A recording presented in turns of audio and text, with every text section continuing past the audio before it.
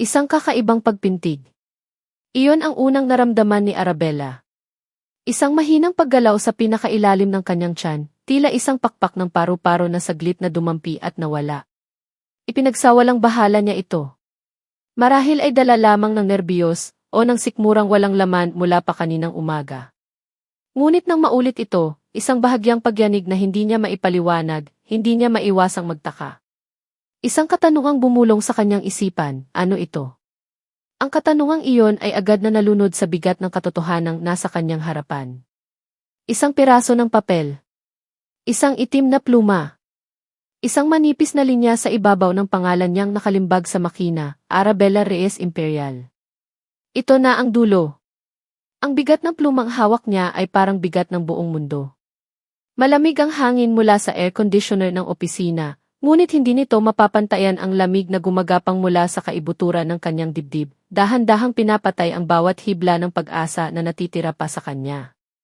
Sa kanyang harapan, sa kabilang dulo ng malawak at makintab na lamisang yari sa mahogany, ay nakaupo si Marco Alejandro Imperial. Ang kanyang Alex. Ang lalaking pinangakuan niyang makakasama habang buhay, sa hirap at ginhawa. Ngunit ang Alex na kaharap niya ngayon ay isang estranghero. Perpekto ang pagkakaayos ng kanyang mamahaling suit na kulay abo, walang gusot, walang bahid ng anumang emosyon ang kanyang mukha. Tila isa siyang estatwang inukit mula sa yelo, malamig at hindi maabot. Ang mga matang dati puno ng pagsinta at init sa tuwing titingin sa kanya, ay gayo'y blanko, nakatuon lamang sa dokumentong nasa kanilang pagitan, ang petisyon para sa pagpapawalang bisa ng kanilang kasal. Ang huling hatol. Ang katapusan ng kanilang kwento. Ginang Reyes Imperial, nagsalita ang abogado, si Atty. Sandoval, isang lalaking nasa katanghalian ang edad na may malumanay ngunit formal na boses. Kung handa na po kayo, kailangan niyo na lang lagdaan ang dokumento. Napalunok si Ara. Naramdaman niya ang pag-usbong ng isang bukol sa kanyang lalamunan na nagpapahirap sa kanyang paghinga. Tinangka niyang salubungin ang mga mata ni Alex, naghahanap ng kahit katiting na pag-aalinlangan, kahit isang kislap ng pagsisisi, kahit anino ng lalaking minahal niya. Ngunit wala. Nanatili itong nakatingin sa papel, tila ba mas mahalaga pa iyon kaysa sa 5 taon ng kanilang pagsasama sa mga pangakong binitiwan nila sa harap ng dambana. Bakit, Alex? Nais niyang isigaw. Ganito na lang ba kadali para sa iyo na talikuran ang lahat? Ang mga pangarap natin? Ako. Ngunit ang mga salita ay nanatili sa loob ng kanyang isipan, nakakulong kasama ng kanyang mga luhang nagbabadyang tumulo. Dahan-dahan, sa nanginginig na kamay, ibinaba niya ang dulo ng pluma sa papel. Ang tunog ng pagkaskas nito sa ibabaw ng linya ay parang ugong ng isang kampanang nagbabadya ng kamatayan, ang kamatayan ng kanilang pag-ibigan, ng kanilang mga pangarap. Habang isinusulat niya ang kanyang pangalan, na ngayon ay babalik na sa pagiging Arabella Reyes, bumalik sa kanyang alaala ang isa sa mga gabing nagtulak sa kanila sa silid na ito. Isang hapunan sa mansyon ng mga imperial, isang gabi na nagsimula ng kanilang pagguho. Napakakinang ng mga chandelier, sumasalamin sa mga mamahaling kubyertos at mga kristal na kopita na tila mga bituin sa isang pribadong kalangitan. Ngunit para kay Ara, ang buong silid kainan ay isang kulungang gawa sa ginto. Bawat tunog ng kutsara at tinidor sa plato ay parang paghampas ng martilyo ng isang hukom, nagbibigay ng hatol sa kanyang pagkabigo. Sa kabisera ng mesa, nakaupo si Doña Elara Imperial, ang matriarka ng pamilya, ang lola ni Alex. Ang kanyang mukha ay kasing tigas ng marmol, at ang kanyang mga mata, kahit sa edad na 80, ay kasing talim pa rin ang patalim. 5 taon na, biglang sabi ni Doña Elara, at ang boses nito ay tila iyalong dumaan sa gitna ng katahimikan. Lahat ay napahinto sa pagkain, maging ang mga kasambahay na nakatayo sa gilid ay tila nagpigil ng hininga. 5 taon na, Marco Alejandro, at hanggang ngayon ay wala pa ring tagapagmana ang pangalang Imperial. Isang pangalan na binuo ng dugo at pawis ng ating mga ninuno. Ang Imperial Group of Companies ay nangangailangan ng susunod na dugo, hindi ng isang magandang palamuti sa bahay. Ang huling mga salita ay malinaw na isang panang tumusok diretso sa puso ni Ara. Naramdaman niya ang biglaang pag-iinit ng kanyang mga pisngi, isang apoy ng kahihiyan. Napayuko siya, itinuon ang tingin sa kanyang plato na tila doon makakahanap ng kaligtasan. Hinanap ng kanyang kamay ang kamay ni Alex sa ilalim ng mahabang mantel ng mesa, isang tahimik na pagsusumamo na ipagtanggol siya, na sabihing higit pa siya sa isang palamuti. Ngunit ang kamay ni Alex ay nanatiling nakapatong sa sarili nitong hita, hindi gumagalaw. Tumingin siya rito, at nakita niyang nakayuko rin ito, ang mga mata ay nakatuon sa sariling pagkain, iniiwasan ang kanyang mga mata, iniiwasan ang tunggalian. Sa sandaling iyon, naramdaman ni Ara ang unang malaking bitak sa kanyang puso. Hindi ang masasakit na salita ni Doña Elara ang lubos na sumugat sa kanya, kundi ang nakabibinging pananahimik ng sarili niyang asawa. Natapos ang kanyang pirma. Isang pangit ngunit tapos nalagda, tila isang peklat sa malinis na papel. Nanginig ang kanyang kamay nang bitawan niya ang pluma, na gumulong ng bahagya sa makintab na mesa. Pakiramdam niya, kasabay ng paglagda sa papel, ay ang paglagda niya rin sa sariling sentensya. Isang habang buhay na kabiguan at kalungkutan. Salamat, Ara, sabi ni Alex. Ang boses nito ay formal, walang bahid ng anumang damdamin. Iyon ang mga unang salitang binitiwan nito sa kanya sa loob ng isang oras. Hindi patawad, hindi't mag-ingat ka, kundi't salamat. Isang pasasalamat sa pagpapalaya rito mula sa isang kasal na naging pabigat, mula sa isang asawang bigo. Tumayo si Ara, naramdaman ang biglaang pagkahilo, habang ang dugo ay tila umalis sa kanyang ulo. Kung tapos na tayo rito, aalis na ako. Hindi niya hinintay ang sagot. Bawat segundo na manatili pa siya sa silid na iyon ay parang dahan-dahang paglunod sa sarili sa kumunoy ng mga alaala. Habang naglalakad siya palabas, ang bawat hakbang ay mabigat, hindi niya napigilang balikan ang huling pag-uusap nila ni Alex bilang mag-asawa, ang gabi kung kailan ipinakita sa kanya ang hatol na nakasulat sa papel. Inabutan siya ni Alex ng isang payat na brown folder sa loob ng kanilang silid tulugan. Ang silid na dati isaksi sa kanilang pagmamahalan ay naging malamig at tahimik, ang hangin ay mabigat sa mga hindi masabing salita. Ano to? Tanong niya, nanginginig ang boses. Kinakabahan sa kung ano ang laman yon. Hindi sumagot si Alex. Binuksan lang nito ang folder para sa kanya, ang mga daliri ay marahan ngunit tiyak. Sa loob, nakasulat sa itaas ng isang papel na may letterhead ng isang kilalang ospital sa Makati ang mga salitang dumurog sa kanyang pagkatao. Pinilit niyang basahin ang mga sumunod na linya, kahit na ang mga salita ay lumalabo dahil sa namumuong luha sa kanyang mga mata. Incapable of natural conception. Biologically barren.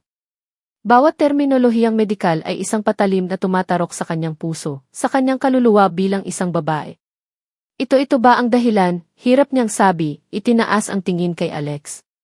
Sa pagkakataong iyon, nakita niya ang sakit sa mga mata nito. Hindi galit, hindi panunumbat, kundi isang malalim at nakalulunod na kalungkutan. Tila ba pareho silang nalulunod sa isang dagat ng kawalan ng pag-asa. Patawarin mo ako, Ara, halos pabulong na sabi nito, ang boses ay basag at puno ng pighati. Sinubukan natin ang lahat. Pero siguro hindi lang talaga tayo para sa isa't isa. Kailangan ng pamilya ko ng tagapagmana. Hindi ko kayang bigin si Lola. Hindi ko kayang bigin ang alaala ni Kuya. Ang pagbanggit sa namayapang kapatid nito ang huling dago. Laging naroon ang anino ng kanyang kuya, ang henyo, ang orihinal na tagapagmana na namatay sa isang aksidente. Siya ang pamantayan na laging sinusubukang abutin ni Alex. At siya, si Ara, ang babaeng baog, ang naging hadlang para matupad ni Alex ang obligasyon nito sa pamilya. Wala na siyang nagawa kundi tumango, habang ang mga luha ay malayang dumadaloy sa kanyang mga pisngi. Kasalanan niya. Siya ang may pagkukulang. Siya ang dahilan ng kanilang paghihiwalay. Tinanggap niya ang sisi dahil iyon na lang ang natitira. Nakarating si Ara sa kanyang sasakyan sa basement parking. Pagkapasok niya, isinara niya ang pinto at sa wakas, sa kaligtasan ng sarili niyang espasyo, bumigay siya.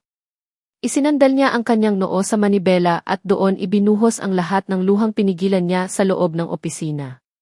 Humagulgol siya, isang tunog ng purong sakit at pagkawala. Hindi lamang isang asawa ang nawala sa kanya ngayon, kundi pati na rin ang pangarap na maging isang ina, isang pangarap na matagal nang pinatay ng isang pirasong papel. Matapos ang ilang minuto, pinunasan niya ang kanyang mga luha gamit ang likod ng kanyang palad at pinaandar ang sasakyan. Nagmaneho siya ng walang partikular na patutunguhan, ang mga pamilyar na kalye ng Maynila ay tila naging banyaga sa kanyang paningin. Ang ingay ng trapiko, ang mga busina, ang mga taong naglalakad, lahat ay tila bahagi ng isang pelikula na hindi na siya kabilang. Habang nasa gitna ng mabagal na trapiko sa EDSA, bigla na namang kumalam ang kanyang sikmura, mas matindi kaysa kanina. Isang alon ng matinding pagkahilo ang biglang bumalot sa kanya, kasunod ng malamig na pawis. Nanlabo ang kanyang paningin at ang manibela ay tila naging napakabigat hawakan. Stress lang to, bulong niya sa sarili, sinusubukang pakalmahin ang rumaragasang pulso. Pagod at gutom. Ngunit lalong lumala ang pakiramdam niya. Ang mundo ay nagsimulang umikot. Mabilis siyang kumabig patagilid, nagpapasalamat na may isang emergency buy sa kanyang kanan. Itinigil niya ang sasakyan bago pa man siya mawalan ng kontrol. Huminga siya ng malalim, ngunit ang hangin ay tila hindi umabot sa kanyang mga baga. Ang huli niyang nakita ay ang pag-itim ng kanyang paningin bago siya tuluyang lamunin ng isang tahimik na kadiliman. Nagising si Ara sa amoy ng alkohol at sa isang malumanay na boses. "Ma'am! Hisha! Gising ka na." Dahan-dahan niyang iminulat ang kanyang mga mata. Puti ang kisam. Puti ang mga dingding. Nakahiga siya sa isang kama na mas matigas kaysa sa nakasanayan niya at may nakakabit na dextrose sa kanyang kanang kamay. Isang maliit at malinis na klinika. Iyon ang unang pumasok sa kanyang isip. Isang babaeng nasa mga 50 anyos, nakasuot ng puting uniforme ng doktor at may mabait na mukha, ang nakangiting nakatayo sa tabi ng kanyang kama. "Ako si Dr. Elena," pagpapakilala nito. "Mabutit nagising ka na. May isang traffic enforcer na nakakita sa'yo sa loob ng iyong sasakyan at dinala ka rito. Kumusta ang pakiramdam mo?" Sinubukan ni Ara na umupo, tinulungan siya ng doktora. "Medyo nahihilo pa po," sagot niya, ang boses ay mahina at garalgal. "Pasensya na po sa abala. Siguro po ay dahil lang sa stress at hindi pa ako kumakain buong araw." Ngumiti ang doktora, isang ngiting maihalong pag-unawa. "Ang stress at mababang blood sugar ay bahagi nga ng dahilan, Hija. Ngunit may mas malalim na sanhi ang iyong pagkahimatay. Nag-utos ako ng ilang blood tests at isang ultrasound para makasiguro." "Ultrasound po?" naguguluhang tanong ni Ara. "Standard procedure lang, lalo na kapag ang pasyente ay isang babae sa iyong edad," paliwanag ng doktora. "Kailan ang huling regla mo?" Napayuko si Ara. "Doktora, hindi na po ako nagkakaroon. Matagal na po. Mayroon po akong kondisyon. Premature ovarian failure. Sinabi po sa akin na imposible na akong magkaanak." Ang pagsasabi nito ng malakas ay muling nagdulot ng pamilyar na kirot. Nawala ang ngiti sa mukha ni Dr. Elena. Napalitan iyon ng isang seryosong ekspresyon. Tumingin ito sa mga papel sa kanyang clipboard, pagkatapos ay muling tumingin kay Ara. Ang mga mata nito ay puno ng pagtataka at isang bagay na hindi mawari ni Ara. "Hisa," dahan-dahang sabi ng doktora, pinipili ang bawat salita. "Hindi ko alam kung sino ang doktor na nagsabi sa iyo niyan pero base sa lahat ng resulta na hawak ko ngayon siya ay nagkakamali." Natigilan si Ara. "Ano-ano po ang ibig ninyong sabihin?" Humugot ng malalim na hininga si Dr. Elena, tila naghahanda para sa isang balitang babago sa lahat. Inilapit nito ang isang maliit na monitor ng ultrasound sa tabi ng kama. "Arabella," sabi ng doktora, ang boses ay malumanay ngunit matatag. "Ikaw ay buntis." Parang bombang sumabog ang mga salita sa loob ng isip ni Ara. "Buntis? Paano? Impossible. Isang malupit na biro ba ito ng tadhana? Hindi po, imposible po yan." Hindi pinansin ng doktora ang kanyang pagtanggi. Itinuro nito ang screen. At hindi lang iyon ang sorpresa, Hija. Tumingin ito ng diretso sa mga mata ni Ara, isang tingin na puno ng pagkamangha at pag-aalala. "Binabati kita, Ginang Reyes. Hindi lang po isagi." Huminto ang doktora, tila para bigyan ng bigat ang susunod na sasabihin. "Quintuplets po ang dinadala ninyo. 6 na taon. Sa loob ng 6 na taon, kayang magtayo ng isang imperyo. Kayang palagin ang yaman ng 10 ulit. Kayang burahin ang mga bakas ng kahapon at palitan ito ng isang makintab at perpektong kasalukuyan." Ganoon ang mundo ni Marco Alejandro Alex Imperial. Mula sa kanyang opisina sa pinakatuktok ng Imperial Tower sa Makati, ang buong syudad ay tila isang maliit na laruan sa ilalim ng kanyang mga paa. Ang mga gusali ay mga sundalong nakahilera, at ang mga sasakyan sa ibaba ay parang mga langgam na gumagapang sa kanilang mga landas. Dito sa itaas, ang hangin ay malinis, ang ingay ay hindi naririnig, at ang kapangyarihan ay halos nahahawakan. Congratulations, Sir Alex! Isang napakagandang tagumpay para sa Ace. Tinanggap ni Alex ang pakikipagkamay ng kanyang Chief Operating Officer, isang matabang ngiti ang nakapaskil sa mukha nito. Tumango lamang siya, isang bahagyang paggalaw ng ulo na nagpapahiwatig ng pagkilala, ngunit hindi ng kagalakan.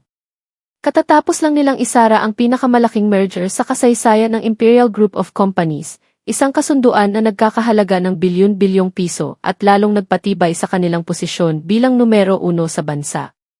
Ang conference room ay napuno ng palakpakan at masayang pagbati.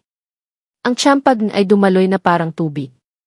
Ngunit para kay Alex, ang lahat ng iyon ay ingay lamang, isang pamilyar na ritual na paulit-ulit niyang nararanasan.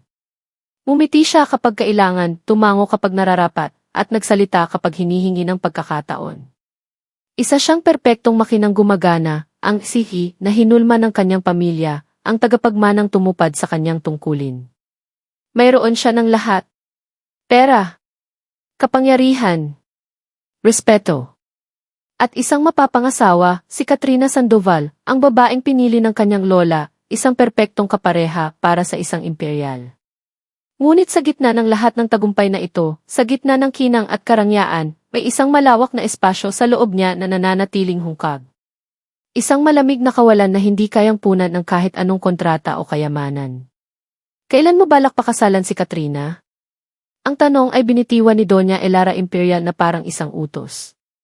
Nakaupo ito sa kanyang malaking silyang yari sa nara sa loob ng kanyang pribadong aklatan sa mansyon sa Forbes Park, isang lugar na mas mukha pang opisina kaysa sa isang silid pahingahan. Ang hangin ay amoy lumang libro at mamahaling pabango. Nakatayo si Alex sa harap ng kanyang lola, suot pa rin ang kanyang suit mula sa opisina. Kagagaling lang niya sa matagumpay na pagpupulong, ngunit sa harap ng matriarka, pakiramdam niya ay isa pa rin siyang batang pinapangaralan. Lola, napag-usapan na po natin ito, mahinahon niyang sagot, isang kasanayang natutunan niya sa loob ng maraming taon ng pakikipag-usap sa matanda. Marami pa pong inaasikaso sa kumpanya. Huwag mong gamiting dahilan ang kumpanya, Marco Alejandro, matalas na sabi ni Doña Elara, ibinaba ang hawak na tasa ng tsaa. 6 na taon ka ng biyudo sa mata ng batas. Panahon na para magkaroon ng ginang imperial ang henerasyong ito. Si Katrina ay isang mabuting babae, mula sa isang marangal na pamilya. Ibibigay niya sa atin ang tagapagmana na matagal na nating hinihintay. Ang tagapagmana. Ang salitang iyon. Ang salitang sumira sa lahat. Napatiimbagang si Alex. Hindi niya kayang makipagtalo. Dahil sa huli, alam niyang tama ang kanyang lola. Ito ang kasunduan. Ito ang kapalit ng kanyang pagpili 6 na taon na ang nakalipas. Pinili niya ang kumpanya. Pinili niya ang pamilya. Pinili niya ang kanyang tungkulin. Pag-uusapan po namin ni Katrina, iyon na lamang ang kanyang nasabi, isang pangakong walang kasiguraduhan. Mas mabuti nang gawin mo pagtatapos ng kanyang lola, dinampot muli ang tasa. Tapos na ang usapan. Umalis si Alex sa aklatan na may bigat sa kanyang dibdib. Habang naglalakad siya sa malawak na pasilyo ng mansyon, napatingin siya sa mga larawang nakasabit sa dingding, mga larawan ng kanyang mga ninuno, mga larawan ng kanyang namayapang kapatid, at sa isang maliit na mesa sa dulo, ang larawan ng kanyang mga magulang. Lahat sila ay tila nakatingin sa kanya, nagpapaalala sa kanyang mga obligasyon. Gabi na nang makabalik si Alex sa kanyang opisina sa Ace Tower. Ito ang kanyang tunay na tahanan. Dito, siya ang hari. Walang mga matang mapanuri, walang mga hindi sinasabing ekspektasyon. Tanging ang katahimikan at ang mga ilaw ng syudad sa labas ng salaming bintana. Umupo siya sa kanyang silyang gawa sa malambot na katad at huminga ng malalim. Ang tagumpay kanina ay tila milya-milya na ang layo. Ang natira na lang ay ang pamilyar na pagod at ang kagat ng kalungkutan. Ibinukas niya ang isang maliit at nakakandadong drawer sa kanyang mesa, isang drawer na walang sinumang nakakaalam kung ano ang laman.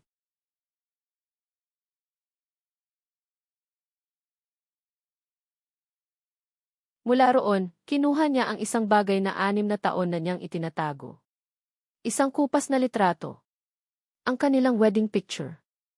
Nakangiti si Ara sa litrato, isang ngiting abot tainga na tila kayang pailawin ang buong mundo. Ang kanyang mga mata ay nagniningning sa purong kaligayahan.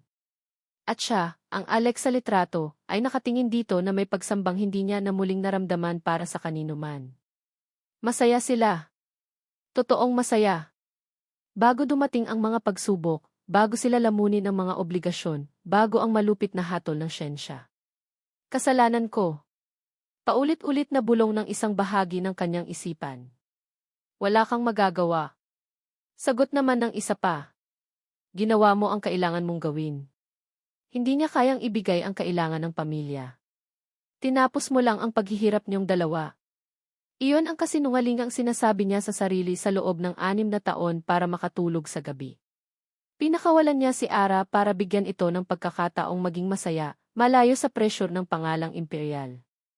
At pinili niya ang landas na ito para sa sarili niya. Isang landas ng sakripisyo. Marahan niyang hinaplos ang mukha ni Ara sa litrato. Nasaan na kaya siya ngayon? Masaya na kaya siya? Nakahanap na kaya siya ng iba? Ang bawat tanong ay isang karayom na tumutusok sa kanyang puso. Maingat niyang ibinalik ang litrato sa drawer at ikinandado ito. Ang susi ay nakasabit sa isang kwintas na laging nasa ilalim ng kanyang damit. Isang lihim na dambana para sa isang buhay na matagal na niyang tinalikuran. Kinabukasan, bumalik si Alex sa pagiging si. Walang bakas ng kalungkutan, walang anino ng kahapon. Sir, narito na po ang team mula sa Architecture Department para sa Tagaytay Luxury Resort and Residences Project, sabi ng kanyang sekretarya sa intercom. Papasukin mo sila, utos niya. Pumasok ang isang grupo ng mga kabataang arkitekto at mga project manager, dala-dala ang kanilang mga blueprints at laptop. Isa-isang ipinresenta ang mga plano, isang world-class na resort na itatayo sa isang malawak na lupain sa Tagaytay na may tanawin ng Bulkang Taal.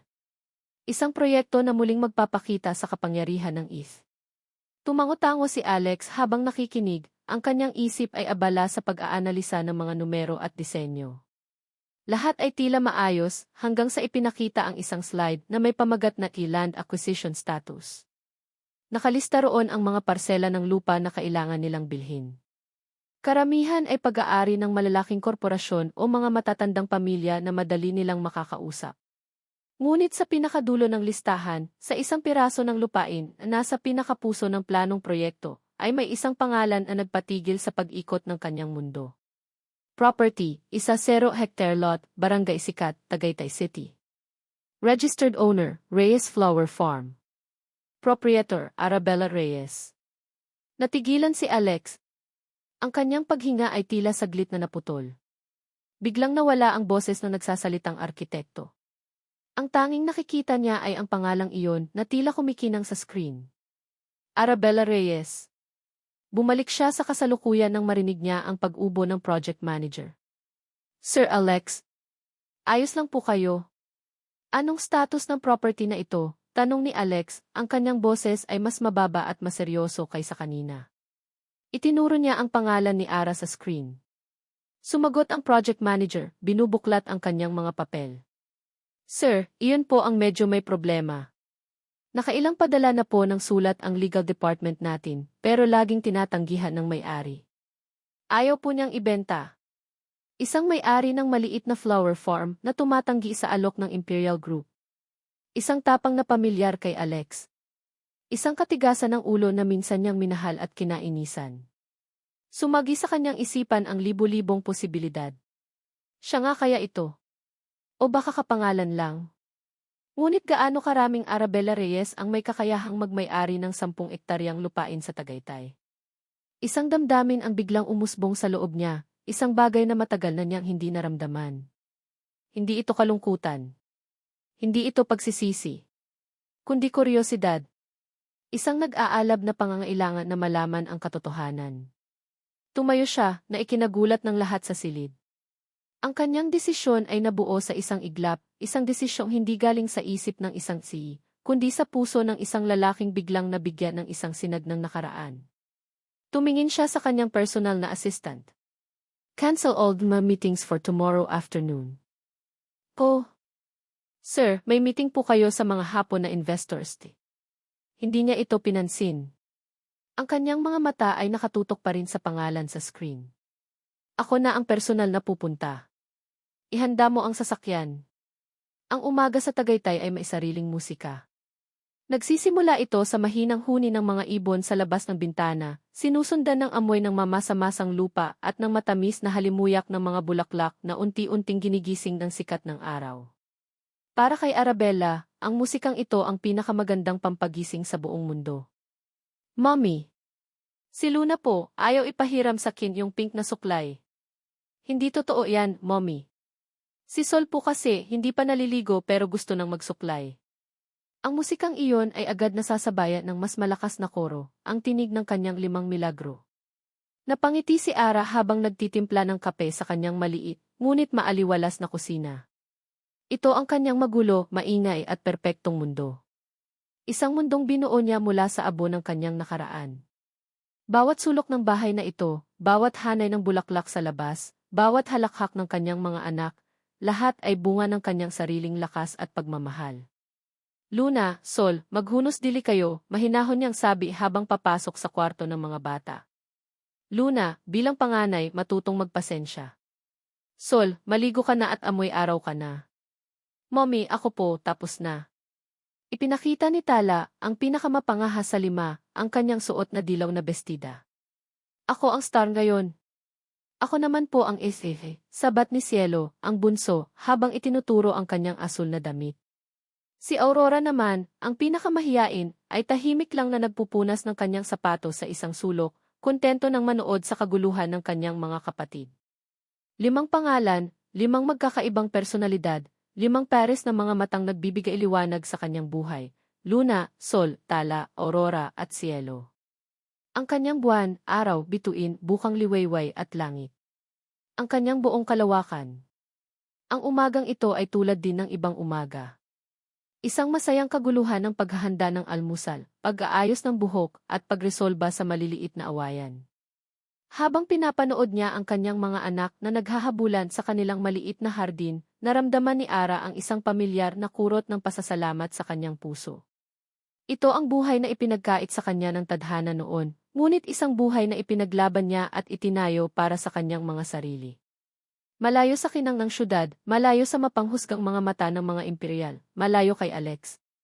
Kinahapunan, habang abala si Ara sa pag-aayos ng mga bagong order para sa kanyang BRS Flower Farm, dumating ang kartero. Kasama ng mga bayarin at ilang sulat mula sa mga suki ay isang formal na sobre na may pamilyar at kinatatakutan niyang logo sa kaliwang sulok sa itaas. Imperial Group of Companies. Naramdaman niya ang biglaang panlalamig ng kanyang mga kamay sa kabila ng mainit na panahon. 6 na taon. 6 na taon siyang namuhay ng payapa. 6 na taon niyang sinigurado na walang anumang koneksyon na mag-uugnay sa kanya pabalik sa mundong iyon. Ngunit heto na. Isang sulat. Nanginginig ang mga kamay na binuksan niya ito. Hindi niya kailangang basahin ng buo. Ang mga salitang key letter of intent to purchase, generous offer, at ang pangalan ng kanilang law firm ay sapat na. Nais nilang bilhin ang kanyang lupa. Ang kanyang santuwaryo. Ang tanging mundo na kilala ng kanyang mga anak. Isang mapait na ngiti ang sumilay sa kanyang mga labi. Imperial. Hanggang dito ba naman, susundan pa rin siya ng anino ng pangalang iyon? Hindi sila kontento sa pagwasak sa kanyang puso. Ngayon, gusto pa nilang kunin ang lupang naging kanlungan niya. Napatiimbagang si Ara. Ang takot na naramdaman niya kanina ay napalitan ng isang matigas na determinasyon. Hindi siya ang Arabella na umiiyak sa isang sulok 6 na taon na ang nakalipas. Isa na siyang ina. At gagawin niya ang lahat para protektahan ang kanyang mga anak at ang buhay na binuo niya para sa kanila. Walang pag-aalinlangan, pinunit niya ang sulat sa maliliit na piraso. Pagkatapos ay isa-isa pa niyang pinunit ang mga iyon hanggang sa maging parang konfeti na lamang at ibinuhos sa basurahan. Hindi. Hindi niya ipagbibili. Kahit kailan. Ilang araw ang lumipas. Sinubukan ni Ara na kalimutan ang sulat, ngunit nanatili ito sa likod ng kanyang isipan na parang isang babala. Isang hapon, habang nag-iinspeksyon siya ng mga hanay ng lavender na malapit ng mamukadkad, isang tunog ang pumukao sa kanyang pansin. Isang makintab na itim na sasakyan, isang modelong alam niyang nagkakahalaga ng katumbas ng buong taon niyang kita, ang dahan-dahang pumasok sa kanyang lupain at huminto sa dulo ng daanan. Bumukas ang pinto sa driver's side. At mula roon, lumabas ang isang multo mula sa kanyang nakaraan. Mas tumanda ito ng bahagya, may mga guhit na ng pagod sa paligid ng mga mata nito na wala roon dati. Ngunit ganoon pa rin ang tindig. Matikas, mayaman, makapangyarihan. Nakasuot ito ng mamahaling puting polo shirt at slacks, mga damit na simple para sa kanya, ngunit mas mahal pa kaysa sa buong aparador ni Ara. Ang kanyang buhok ay perpektong nakagupit, at ang kanyang relo ay kumikinang sa ilalim ng sikat ng araw. Marco Alejandro Alex Imperial. Tumigil ang pagtibok ng puso ni Ara. Sa isang iglap, bumalik ang lahat, ang sakit, ang pag-ibig, ang pagtataksil, ang mga gabing umiiyak siya hanggang sa makatulog. Ngunit kasabay niyon, bumangon din ang isang pader sa paligid ng kanyang puso, isang pader na 6 na taon niyang pinatibay. Naglakad ito palapit sa kanya, ang mga mamahaling sapatos na katad ay lumilikha ng alikabok sa tuyong lupa. Bawat hakbang nito ay tila isang paglapastangan sa katahimikan ng kanyang paraiso. Ara, sabi nito nang makalapit. Ang boses nito ay mas malalim kaysa sa naaalala niya, ngunit pareho pa ring nagdudulot ng panginginig sa kanyang sistema. Pinilit ni Ara na maging kalmado. Itinuwid niya ang kanyang likod at hinarap ito, hindi bilang ang babaeng minsan nitong minahal, kundi bilang ang may-ari ng lupang tinatayuan nito. Miss Imperial, sagot niya, malamig at formal. Hindi ko inaasahan ang iyong pagbisita. Kung narito ka dahil sa sulat na ipinadala ng iyong mga abogado, sinasayang mo lang ang iyong oras. Hindi ipinagbibili ang lupa ko. Nakita niya ang bahagyang pagbabago sa ekspresyon ni Alex. Tila nagulat ito sa lamig ng kanyang boses. Siguro, inaasahan nitong makita ang babaeng mahina at maramdamin. Ngunit ang babaeng iyon ay matagal nang namatay. Ara, please, sabi ni Alex, may bahid ng pakiusap sa kanyang boses. Hindi ako narito para makipag-away. Ang alok ng kumpanya ay higit pa sa sapat. Makakapagsimula ka ng bago kahit saan mo gusto. Mayroon na akong bago, Miss Imperial, git niya.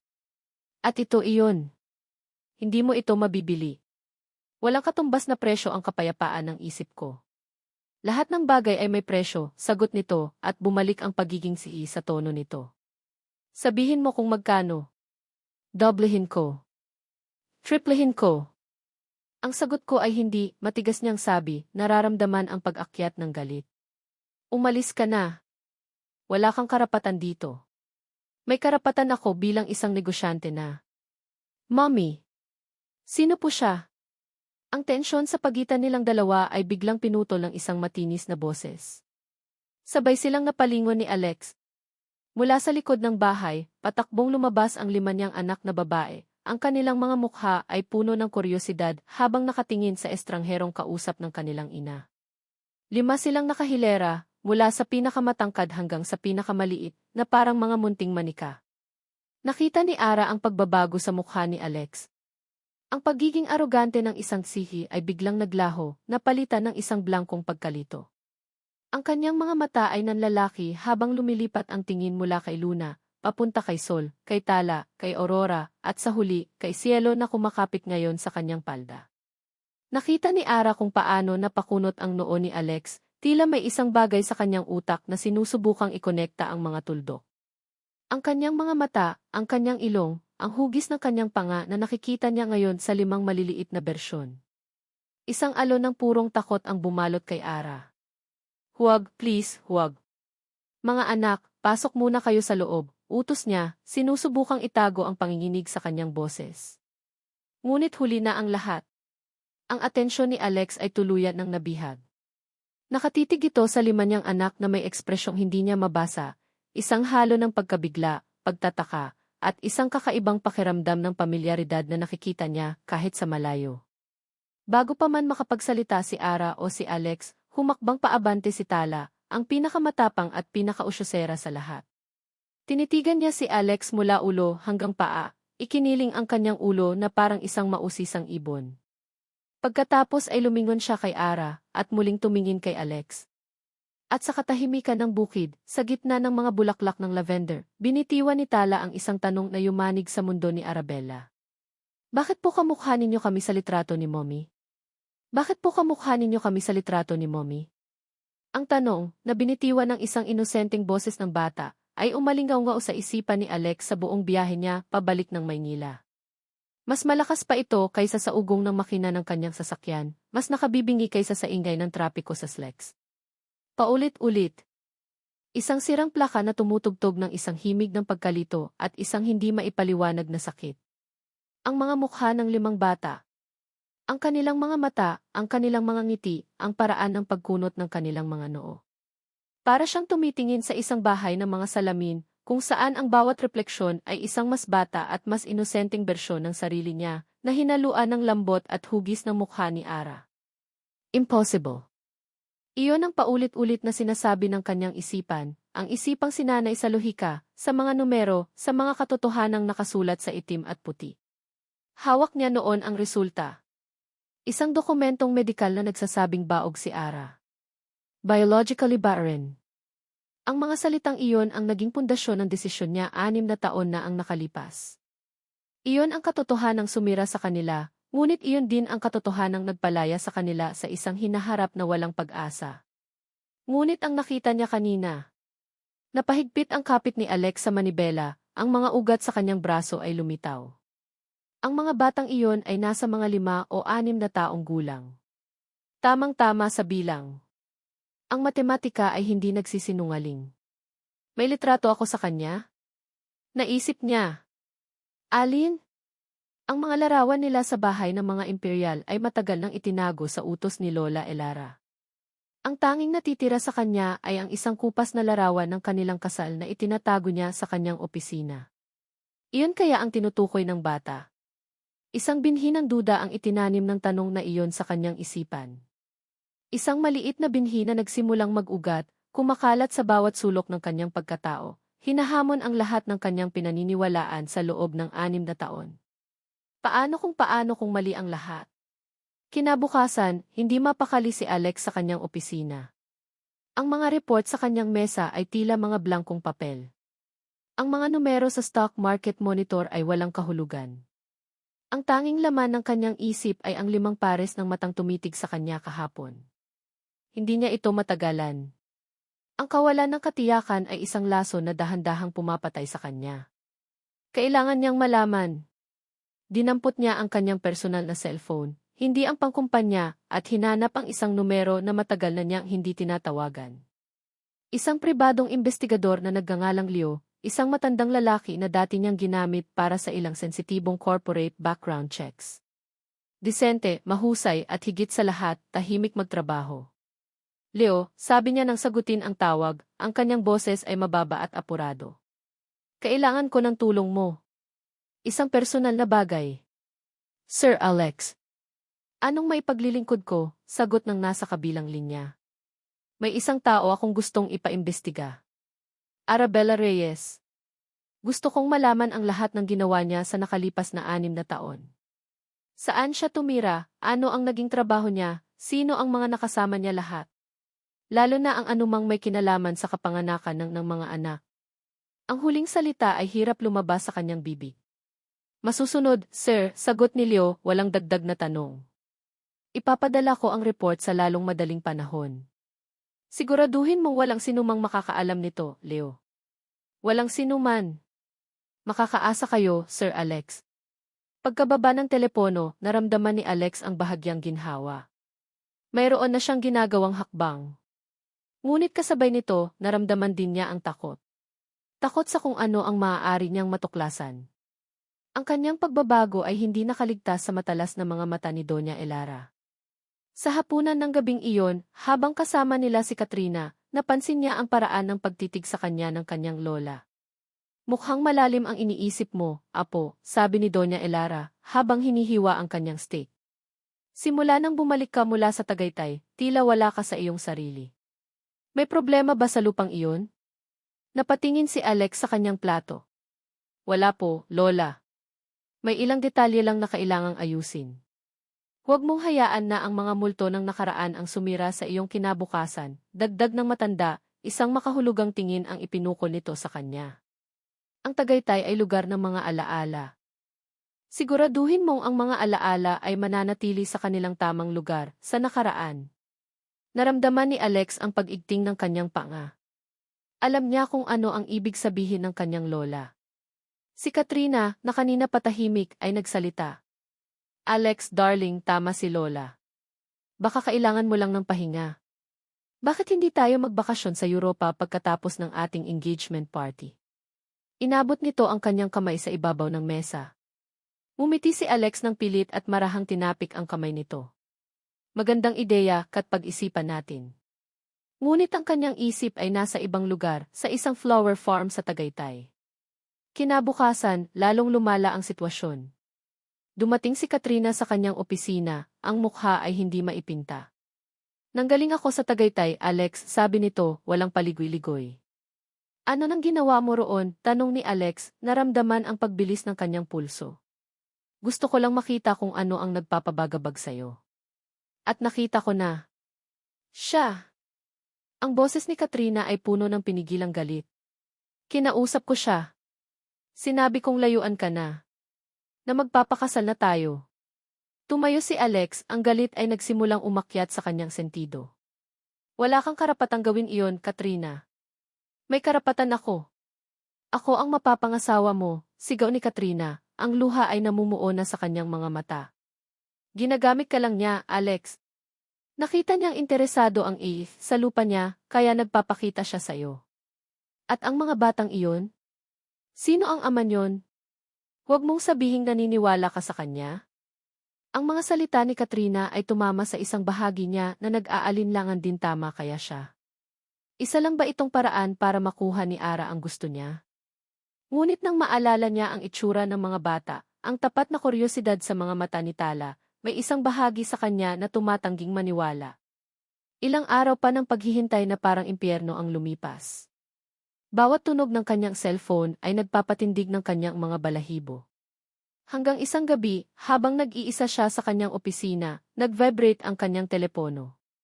Isang email mula kay Leo. Ang subject, initial report. Nanginig ang kamay ni Alex habang binubuksan ang email sa kanyang computer. Huminga siya ng malalim bago i-click ang attachment na may pangalang Reyes, Arabella, File 01. Ang unang pahina ay isang litrato. Isang litratong kuha marahil ng palihim. Nakaupo si Ara sa isang damuhan, napapalibutan ng 5 batang babae na masayang naglalaro. Nakangiti si Ara, isang ngiting pagod ngunit kontento. Ang puso ni Alex ay tila piniga. Ito ang unang pagkakataon sa 6 na taon na nakita niya ang isang bagong litrato nito. Nag-scroll siya pababa.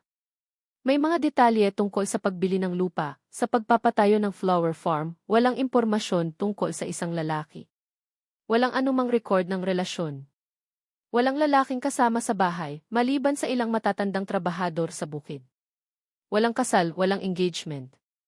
Si Ara ay namuhay mag-isa sa loob ng 6 na taon. Kung ganoon, sino ang ama?